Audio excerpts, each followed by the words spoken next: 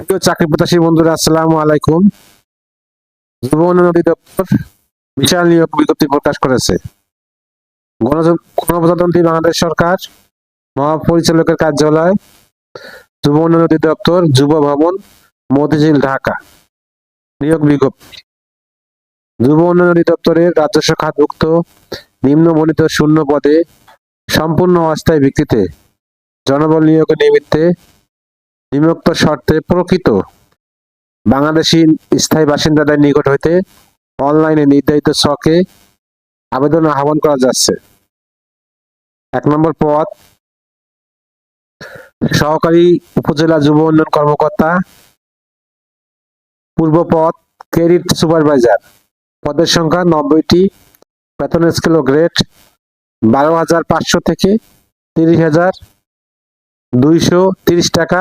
Grade 9। শিক্ষাগত যোগ্যতা কোন স্বীকৃত বিশ্ববিদ্যালয় হইতে দ্বিতীয় শ্রেণীর স্নাতক বা সমমানের ডিগ্রি। 18/12/2025 খ্রিস্টাব্দে তারিখে প্রার্থীর বয়স সর্বনিম্ন 18 বছর এবং সর্বোচ্চ 32 বছর হতে হবে। আবেদনের সময়সীমা।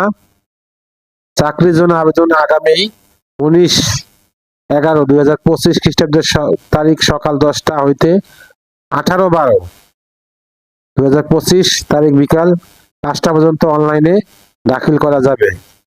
সরাসরি ডাকযোগে কোনো দরখাস্ত গ্রহণ করা হবে না। সরাসরি ডাকযোগে প্রেরিত সকল আবেদন বাতিল বলে গণ্য হবে।